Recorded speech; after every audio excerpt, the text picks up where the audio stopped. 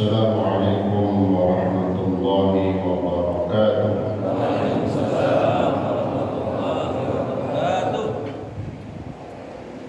Al-Fatihah bi as-sihah wal afiyah wassalamu ala taufiq wal hidayah. Allah yarzuqna ilman nafi'an wa 'amalan mutaqabbala wa rizqan wasi'an halalan tayyiban tayyiban mubarakan fihi. Khususan di muallif hadzal kitab وعلى ما نوينا وعلى ما نوصل الصالح إلى حضرة النبي المصطفى رسول الله محمد صلى الله عليه وسلم. الفاتحة. أعوذ بالله من الشيطان الرجيم. بسم الله الرحمن الرحيم. الحمد لله رب العالمين الرحمن الرحيم مالك يوم الدين إياك نعبد وإياك نستعين اهدنا الصراط المستقيم صراط الذين أنعمت عليهم غير المغضوب عليهم ولا الضالين آمين. Al-Fatihah sekali lagi kita baca khusus dengan niat mudah-mudahan pondok pesantren yang berada di daerah Maupin segera bisa terlaksana segala sesuatunya, baik berdasarkan ataupun pembangunannya, dan juga yang berinfak silahkan untuk pahalanya buat kita di alam barzakh dan nanti kita dapatkan kebaikan-kebaikan dan keberkahan daripada infak kita. Niat kita semua mudah-mudahan semuanya dimudahkan oleh Allah Subhanahu wa taala. Amin. الكنية ومن حضرة النبي المصطفى رسول الله محمد صلى الله عليه وسلم. الفاتحة. أعوذ بالله من الشيطان الرجيم. بسم الله الرحمن الرحيم. الحمد لله رب العالمين الرحمن الرحيم مالك يوم الدين إياك نعبد وإياك نستعين اهدنا الصراط المستقيم صراط الذين أنعمت عليهم غير المغضوب عليهم ولا الضالين آمين. بسم الله الرحمن الرحيم الحمد لله رب العالمين وبه نستعين على أمور الدنيا والدين والصلاة والسلام على أشرف الأنبياء والمرسلين سيدنا محمد وعلى آله وصحبه أجمعين. أما بعد سبحانك لا علم لنا إلا ما علمتنا إنك أنت العليم الحكيم. رب اشرح لي صدري ويسر لي أمري واحلل عقدة من لساني يفقهوا قولي وقل ربي زدني علما آمين. Yang saya hormati pimpinan Masjid Jami' Al-Mukhlisin, guru kita Muharram Syadi Hadi Nur Ali Alum, beserta para pengurus masjid yang lainnya, juga yang saya hormati para asatidzah, antaranya guru kita Muharram Hadi Masyhurul Khamis, dan para asatidz yang lain yang mohon maaf tidak saya sebutkan namanya satu persatu. Juga yang saya hormati para orang tua kita, para sesepuh serta para tokoh masyarakat, antaranya Bapak Lurah Cipedak, kemudian Bapak Haji Warmanto, Bapak Haji Nurjanados, Bapak Haji Yusuf Asmawi, dan banyak dari para tokoh masyarakat yang lain yang mohon maaf tidak saya sebutkan namanya satu persatu. Juga yang saya hormati para hujjaj hadirin, bapak-bapak sekalian, juga hadirat ibu-ibu seluruhnya yang insyaallah memuliakan Allah Subhanahu wa taala. Amin. Alhamdulillah, syukurillah pada pagi hari yang barakah ini, di waktu mabaina tulu'il fajri wa tulu'il syams, mengisi waktu antara keluarnya fajar, waktu subuh sampai keluarnya matahari, yang dikatakan waktu yang barakah. Maka manfaatkan waktu yang barakah ini dengan ibadah, kebaikan dan amal soleh, ketaatan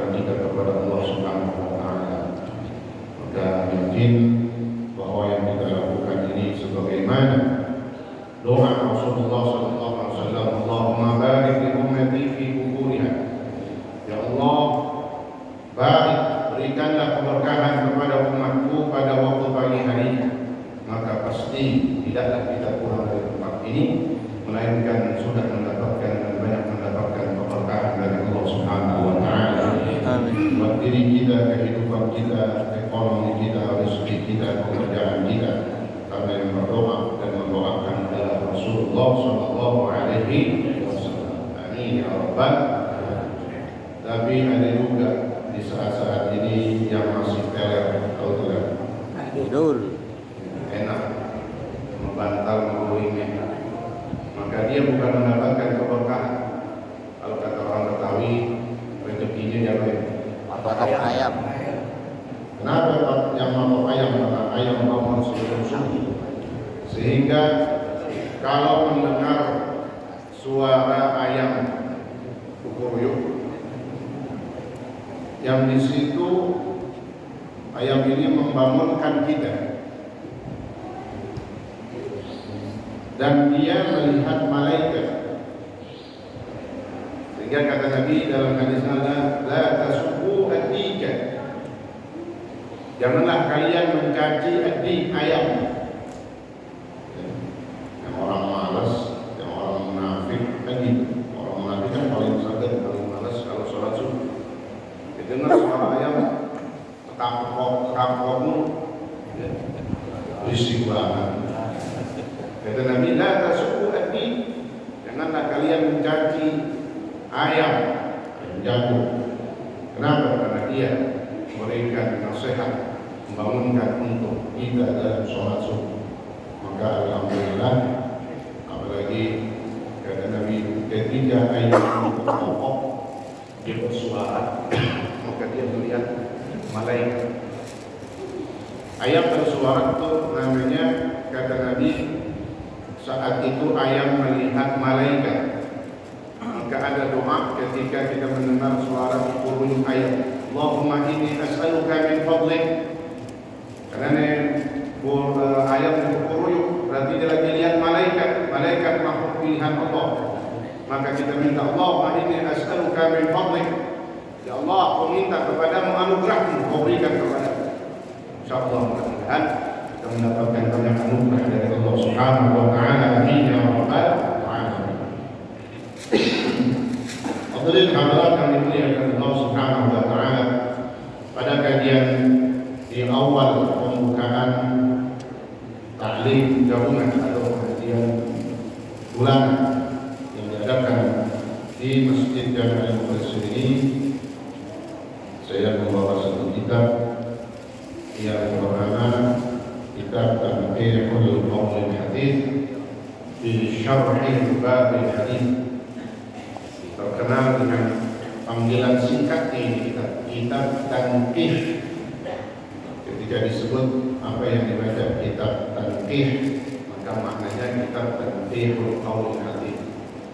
Tanqihul Qaul Hadis, kitab yang menjadi syarah.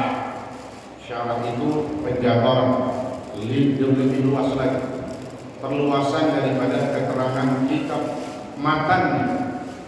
Matan itu lebih kecil. Matannya apa? Kitab Lubabul Hadis. Lubabul Hadis, Lubabul Hadis dikarang oleh Al-Imam Suyuti.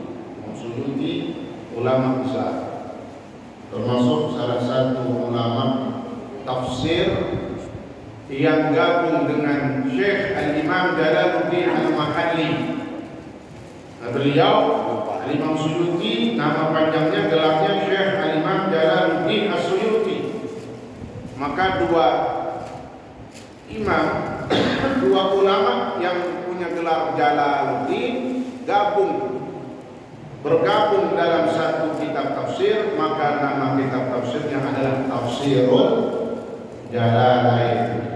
Jalalain diambil dari dua Jalaluddin, dua imam yang punya gelar Jalaluddin, Jalaluddin Al-Mahalli dan Jalaluddin As-Suyuti.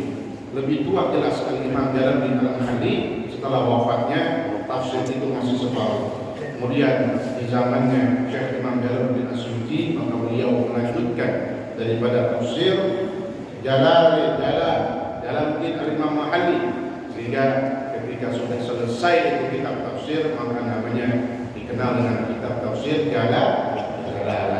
Jalalain, bukan jalan lain. Jalalain, tafsirul Jalalain. Itu Imam Suyuti. Kitab Lubaul Hadis. Syarahnya disyaratkan oleh Syekh Nawawi bin Umar Al-Bantani Al-Jawi. Syekh Nawawi Al-Bantani Al-Jawi Al-Makki, ya, Syekh Nawawi.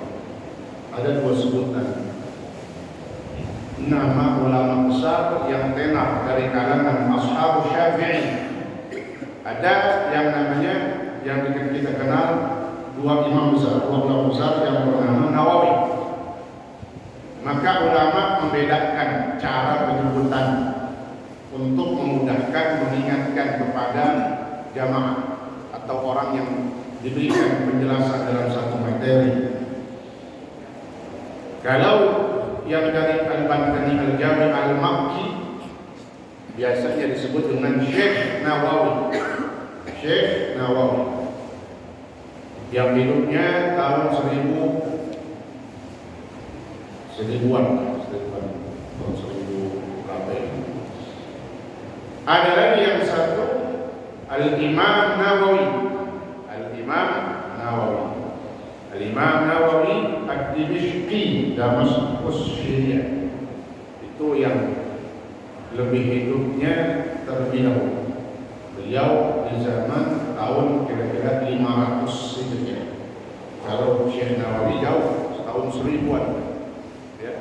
Al-Imam Nawawi, maka yang di Damaskus Syria ini Al-Imam Nawawi Ad-Dimishqi. Mana beliau? Siapa beliau?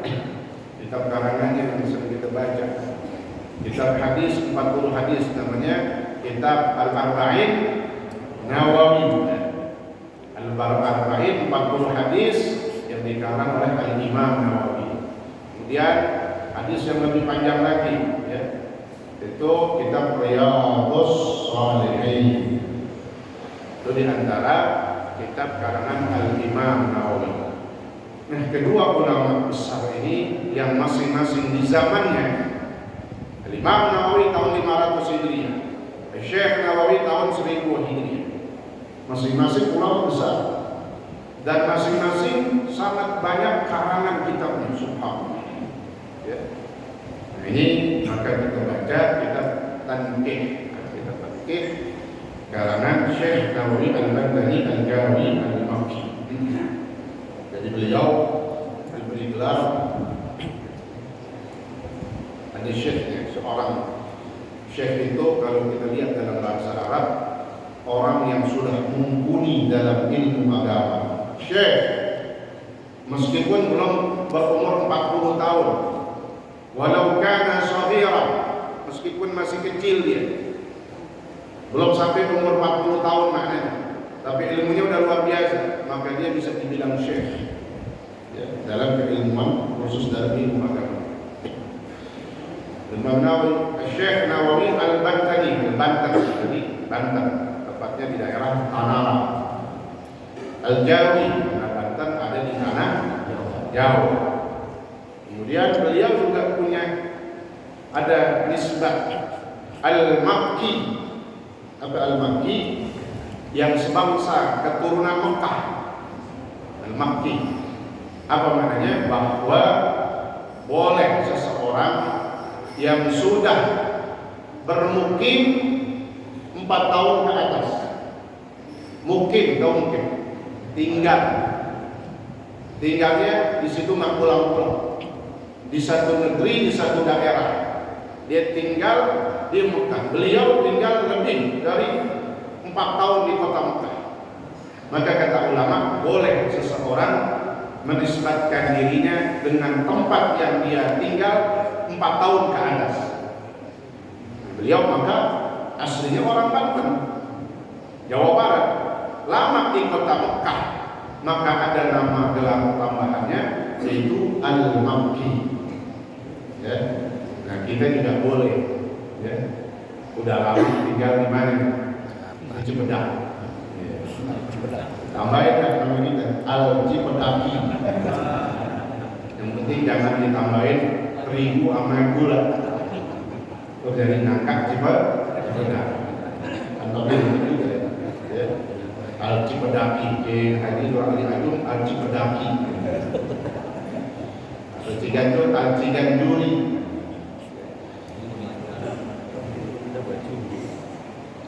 Kita masuk dalam pembahasan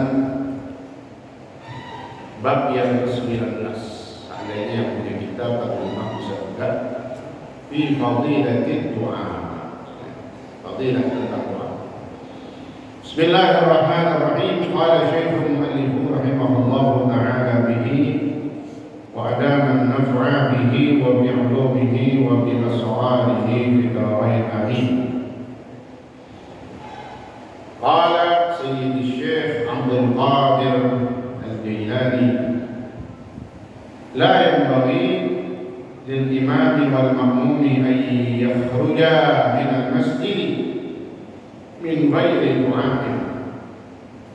قال الله تعالى فإذا فرغت فانصب وإلى ربك فارغب، أي إذا فرغت من العبادة فانصب في الدعاء وارغب فيما عند الله واطلبه منه. وقد جاء في الحديث عن أنس بن مالك عن النبي صلى الله عليه وسلم أنه قال إذا قام الإمام في محرابه وتواترت الصفوف نزلت الرحمة وأول ذلك تصيب الإمام ثم من عن يمينه ثم عن يساره ثم تتفرق الرحمة على الجماعة ثم ينادي ملك ربح فلان وخسر فلان. الرابح من يرفع يديه بالدعاء إلى الله تعالى إذا فرغ من صلاته المكتوبة. والخاسر هو الذي خرج من المسجد بلا دعاء، فإذا خرج بلا دعاء قالت الملائكة يا فلان استغنيت عن الله تعالى ما لك عند الله هذا انتهى إلى آخره. والله تعالى أعلم بالصواب. Berkata Sayyidi Syekh Abdul Qadir Sayyidi Syekh Abdul Qadir Al-Jailani, ada yang membacanya dengan Al-Kailani karena ada satu daerah tidak bisa mengucapkan huruf jim sehingga dia mengucapkan dengan diganti dengan kaf ya, asalnya Al-Jailani, tapi ada satu negeri yang nggak bisa mengucapkan huruf jim, dia bacanya kaf, bukan Al-Jailani tapi Al-Kailani. Sebagaimana memang ada kalau daerah itu kadang ada satu negara atau satu lubuk, satu lahjah bahasa satu daerah dia nggak bisa mengucapkan satu huruf. Mesir lubang aminnya qafnya bukan qaf tapi a. Qalbun ya, asalnya kan begitu tulisannya dalam bahasa qalbi, hati. Kalau orang Mesir ngomongnya bukan qalbi. Bagaimana juga orang Yaman khususnya Hadramaut, huruf qaf yang benar qaf itu jangan qaf as-saqaf. Hadramaut lughatnya bisa nyebutin qaf ma bainal qaf wal kaf, dia bisa mengucapkannya antara qaf dan kaf tengah-tengah jadi g, maka kita sebutnya as-sagaf ya. Diam itu lughah aminah, satu bahasa daerah dalam satu negara ya, yang masing-masing memang Allah berikan begitulah kekuasaan Allah dengan banyaknya bahasa sehingga menjadi beraneka ragam ilmu yang kita kuasai dan bisa kita ambil dari berbagai macam daerah. Berkata Sayyidi Syekh Abdul Qadir Al-Jailani, beliau Syekh Abdul Qadir Al-Jailani biasanya mengucapkan kalimat-kalimat ilmu tentang ini dalam kitabnya yang terkenal dengan kitab Al-Ghunyah, ada 2 jilid Al-Ghunyah, ya, itu karangan beliau Syekh Abdul Qadir Al-Jailani. Kata beliau apa?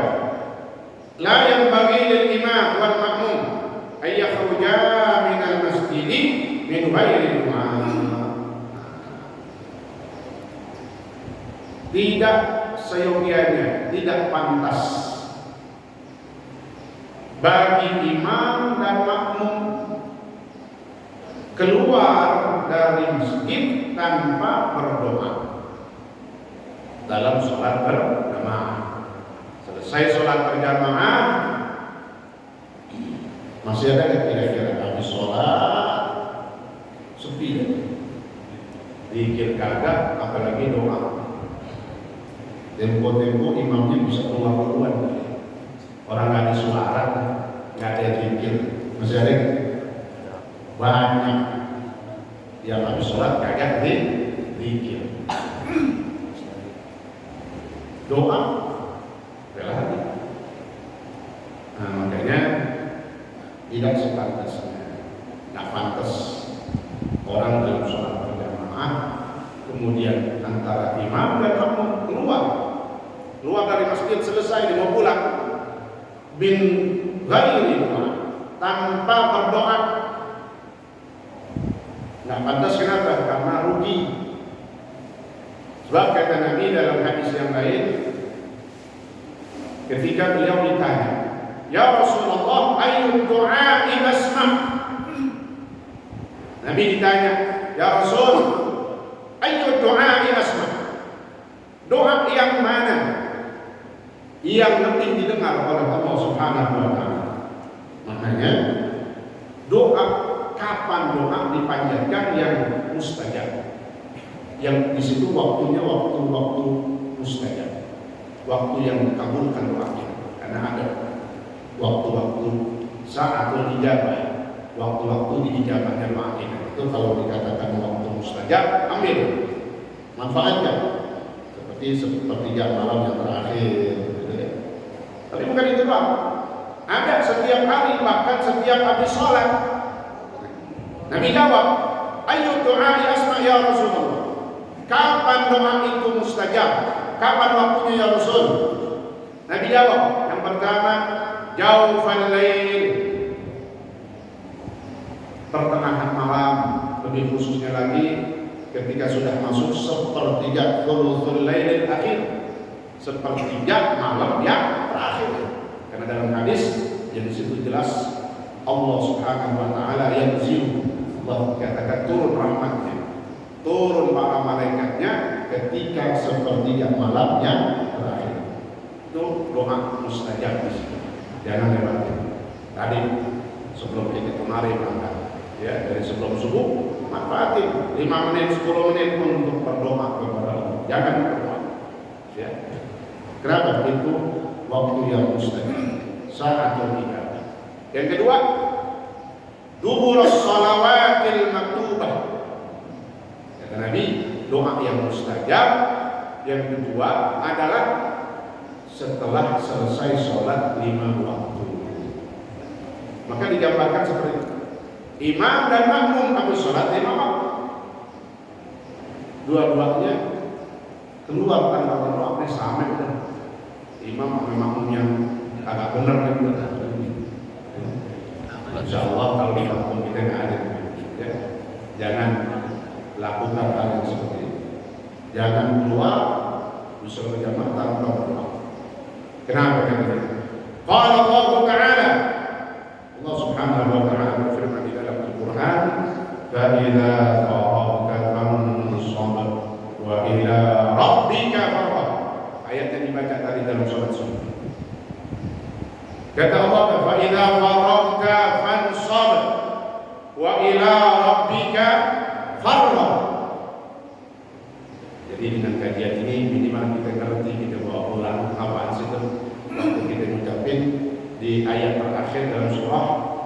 al-insyirah, alam nashrah, fa idza faragta fansab wa ila rabbika farghab.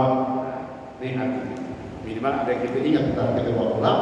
Setiap kita dengar bacaan itu, oh ini maknanya. Di antaranya apa? Ai idza faragta min al-ibadah, fa idza faragta, apabila engkau telah selesai, fansab, maka bangkitlah, wa ila rabbika farghab, dan kepada Tuhanmu lah kau memohon meminta anugerahnya. Fa idza faragta fansab wa ila rabbika farghab. Kita artikan itu. Penjelasannya apa itu ayat? Ai idza faragta min al-ibadah. Artinya apabila engkau telah selesai dalam satu ibadah. Ibadah apa? Ibadah salat yang akan kita bahas di sini. Selesai ibadah salat. Assalamualaikum warahmatullahi wabarakatuh. Kan selesai. Ditandai salat itu selesai. Wa muhtatamatun bil tasbih. Selesai. Selesai salat, apa lagi?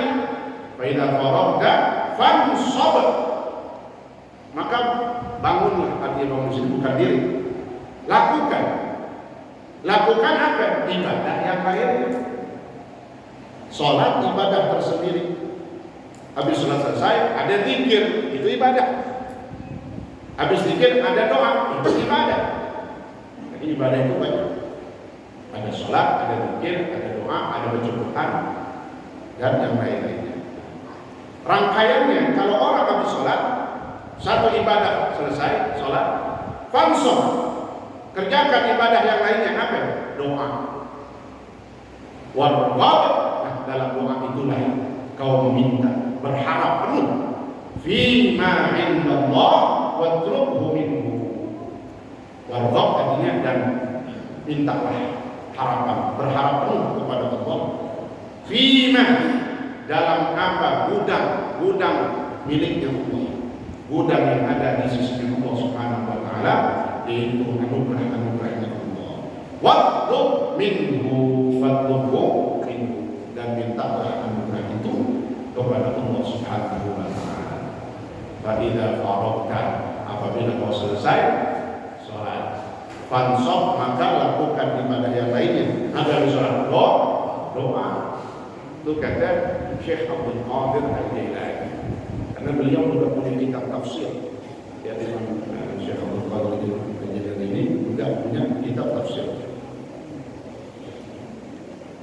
Waqad jaa fil hadis an Anas bin Malik an Nabi sallallahu alaihi wasallam.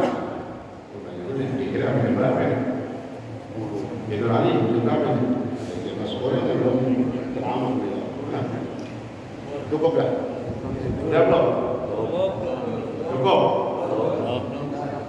Jangan apa-apain dulu di rumah. Anak dengar kan sholat? Dengar, jam 9 kan? Duha. Ini ya. Ayatnya udah, tinggal hadis. Nah, ini hadis ini luar biasa. Di sini akan kita buka dan kita ketahui bagaimana fadilah sholat berjamaah. An Anas bin Malik, dari sini Anas bin Malik radhiyallahu anhu dari Nabi sallallahu alaihi wasallam, annahu qala, sesungguhnya beliau bersabda, Nabi telah bersabda, apa kata beliau? Idza qama al-imam fi mihrabih wa tawatarat as-sufuf, urutan orang sholat berjamaah. Dari mulai apa yang dilakukan imam dan seterusnya. Kata Nabi apa? Apabila imam telah berada di mihrabnya, berarti udah qomat. Qad qamatis shalah. Qomat selesai. Imam sudah masuk di mihrab karena akan menjadi imam. Wa tawatarat as-sufuf, dan telah berurutan rapi saf. Makanya bagi imam disunnahkan untuk memulai sholat berjamaahnya sebelum masuk dalam takbiratul ihram, imam disunnahkan memerintahkan kepada makmum untuk merapatkan barisan dengan kalimat yang sudah diajarkan oleh Nabi, di antaranya sawu sufufakum fa inna taswiyatas sufufi min tamamis shalah. Ada riwayat lain fa inna taswiyatas sufufi min iqamatis shalah. Silahkan yang mana yang boleh pakai. Sawu sufufakum, luruskan barisan kalian, luruskan dan juga rapatin. Luruslah rapat. Fa inna taswiyatas sufuf min tamamis shalah. Karena lurusnya dan rapatnya barisan adalah dari sempurnanya ibadah sholat berjamaah ini. Minta maaf sholat. Yang saya mau pesan lagi, sholat berjamaah dalam sholat 5 waktu dipanggil yang pertama dengan adzan, kan gitu. Begitu masuk waktu. Kemudian beberapa menit setelahnya sholat akan didirikan, maka iqamah. Begitu ia iqamah, imam sudah di depan. Yang disunahkan tadi, begitu imam sudah di depan, yang diucapkan sama imam kepada makmum itu adalah kalimat meluruskan dan merapatkan barisan. Itu yang diperintahkan. Sudah tidak ada lagi perintah untuk as-shalatul jami'ah rahimahullah. As-shalatul jami'ah rahimahullah diucapkan oleh imam dalam sholat sunnah. Sholat sunnah yang disunahkan berjamaah, raweh, Idul Adha, Idul Fitri, itu sholat sunnah. Kenapa? Dulu memang sebelum ada azan wa iqamah pakainya kalimat as-shalatul jami'ah. Sebelum ada azan wa iqamah itu pakainya as-shalatul jami'ah ke masjid. Begitu turun wahyu tentang azan dan iqamah, maka dalam sholat fardu imam sebenarnya jangan lagi ucapin as-shalatul jami'ah rahimahullah. Ada kan ini? Ya. Sebenarnya bukan itu yang diucapin apa tadi? Sawu sufufakum fa inna taswiyatas sufuf min tamamis shalah. Jadi as-shalatul jami'ah bukan yang dipakai tetap untuk sholat sunnah yang dianjurkan berjamaah kayak tadi Idul Fitri, Idul Adha, tarawih, gerhana, ya, khusuf. Ini yang sebenarnya saya udah pernah sampaikan lama. Kadang-kadang masih ada yang pakai gitu ya. Jadi imam bukannya subuh kabur malah ngomong apa? Sholat. Nggak perlu. Cukup udah ada iqamah. Orang yang dikatakan qamah bis shalah. Paham ya kira-kira? Insyaallah. Dari sini ya, yang tadinya masih mencapai waktu mau imam sholat jamiah, nggak usah lagi. Apa yang harus dicapai? Semua rapatin barisan. Semua sufufakum wa inna taswiyatas sufuf min tamamis. Begitu imam sudah masuk dalam mihrab, wa tawatarat as-sufuf, berurutan bersabda rapi, rapat. Nazalat ar-rahmatu. Kalau saf sudah rapat, maka turun rahmat. Berarti maknanya apa? Kalau safnya itu belum rapat, maka belum turun rahmat Allah. Bahkan kata Syekh Ihsan Jampas dalam kitab Manahijul Imdad fi Syarhi Irsyadil Ibad, beliau mengatakan penting bagi imam ketika mau sholat, dia lihat saf pertamanya itu, karena kan yang dilihat langsung saf pertama, dia rapatin barisan. Jangan ada yang kosong, ya, baik dengan hadap belakang atau dengan kalimatnya boleh sambil ke depan dengan kiblat. Yang penting sawu sufufakum wa inna taswiyatas sufuf min tamamis shalah. Kalau nggak paham juga pakai bahasa Indonesia, ayo cepetan rapatin barisannya, gitu aja nggak apa-apa. Mikir itu katanya formalitas doang, katanya dia nggak paham. Dikata begitu dia masih tunggolan, tahu tunggolan? Entar-entar udah komat, imam udah di depan, so pertama masih belum penuh. Pakai bahasa Indonesia aja begini. Cepetan. Gitu. So pertama isi. Itu maknanya sama dengan apa yang diperintahkan oleh Rasulullah SAW. Kenapa maknanya? Kalau itu masih 1 kosong, masih lengkap, maka belum sempurna lah pahala yang Allah berikan bagi kita di saf yang pertama. Udah bikin saf kedua nggak sah, tidak sah di mana ya? Tidak sempurna pahala berjamaahnya. Jadi saf per saf dari saf pertama, kedua dan seterusnya diisi penuh rapat. Dan itu menjadi makanya dari batas kata Nabi min karena sempurnanya pahala dengan rapatnya lurusnya barisan saf.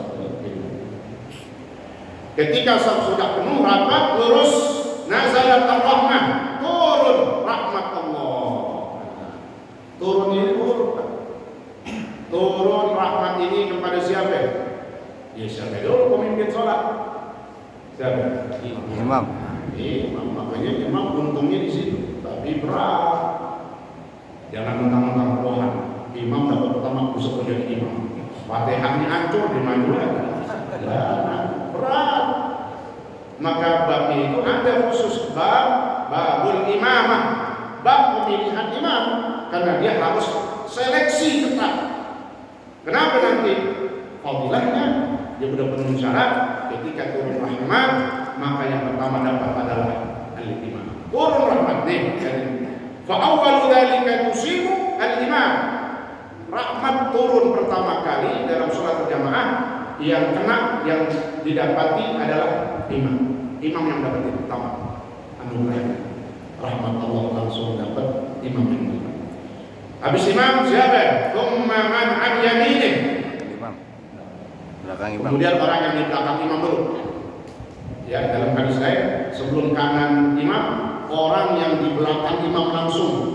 Posisinya imam, di belakangnya langsung. Nah, makanya sebaiknya juga orang yang di belakang imam, orang yang ahli juga pantas untuk menjadi imam. Seandainya terjadi imamnya mules, ini kan manusia ya, kipas angin kencang banget, blok bisa. Yang tadinya kata apa? Mau nggak mau, lagi sujud keluar, lagi sujud kebuka tuh, apa yang kebuka? Jalannya kebuka, jadi keluar aja. Imam kan batal, maka yang di belakang harus siap menggantikan. Maka pantasnya dia juga orang yang ahli untuk menjadi imam. Habis imam, rahmat diterima oleh imam, orang yang di belakang imam, kemudian man ala yamini. Nah, siapa? Orang-orang makmum yang berada di kanannya imam. Kalau di sini berarti posisi belakang. Habis kanan, tsumma an yasar, itu kemudian orang yang sudah diri imam. Begitulah seterusnya. Tsumma tatafarraq. Rahmat itu gimana selanjutnya? Kemudian berpisahlah, terpecahlah, terbagi-bagi rahmat itu kepada semua jamaah yang di belakang. Dapat semua orang yang sholat berjamaah mendapatkan rahmat Allah Subhanahu wa taala. Itu urutannya.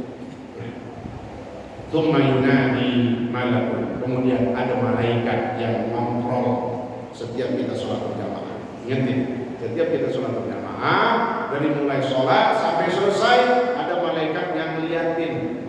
Kalau kata tukang mandor, komando, yang kontrol terus. Malaikat yunadi malakun, malaikat ngeliatin sambil berkata. Ada dua ucapan malaikat. Yang pertama, Rabbiha fulan wa khasira fulan. Yang pertama kata malaikat, beruntunglah si fulan. Yang kedua apa? Rugilah si fulan, celaka si fulan. Siapa yang beruntung, siapa yang celaka, siapa yang rugi. Ini dia. Rabbih menjarfa yadayhi bidu'a ila Allah Ta'ala idza faragha min salatihi al-maktubah. Apa yang dimaksud oleh malaikat ketika mengucapkan Rabbiha fulan, beruntung fulan? Siapa yang beruntung ini?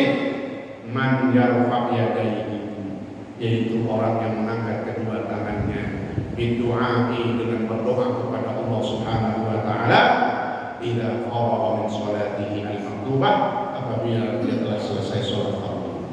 Tadi habis sholat fardu dia nggak lantas jalan, tapi dia berdoa. Nih yang kata malaikat, Rabbiha fulan, beruntung semua. berkah juga. Didoain makanya. Bukan sekedar ucapan itu doa dari malaikat. Jadi setiap kita bisa berjamaah ingat, jangan kagak berdoa.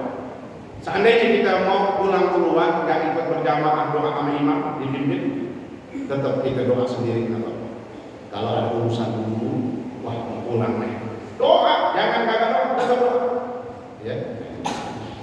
Terakhir, siapa yang rugi? Wal khasir, yang rugi adalah alladzi kharaja minal masjid. Dia yang harus sholat berjamaah keluar dari masjid bila doa, tanpa berdoa. Ya Allah, kita lihat orang banyak mana kalau sholat, masih ada kan? Zikir kagak, doa kagak, dijaga aja.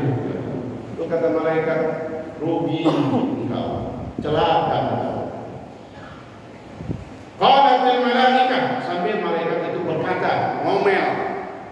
Jadi malaikat ngomelin sama orang yang habis sholat tadi kagak doa lagi. Apa kata malaikat? Ya fulan, istagnaita 'anillahi ta'ala, ma laka 'inda Allahi hajah inda. Kata malaikat, wahai fulan yang tidak berdoa, kau sudah tidak butuh kepada Allah. Diomelin. Kau udah enggak butuh sama Allah. Ma laka 'inda Allahi hajah. Kau udah enggak punya hajat lagi sama Allah. Ini orang sok nih, orang sok. Sombong, ragu, habis sholat kagak doa. Namanya orang apa? Sombong. Kenapa makanya sombong? Dia udah merasa nggak butuh Allah. Padahal semua hajat kita, kebutuhan kita hanya yang bisa diberikan oleh Allah Subhanahu wa Ta'ala. Kita minta sama Allah Subhanahu. Jangan hilangkan kesempatan yang istimewa, kesempatan yang mustajab ini. Mudah-mudahan menjadi lebih baik lagi ibadah kita. Doa kita bersolat jangan kita sia-siakan. Mudah-mudahan semua doa kita, harapan kita, hajat kita dikabul oleh Allah Subhanahu wa Ta'ala. Amin ya rabbal alamin.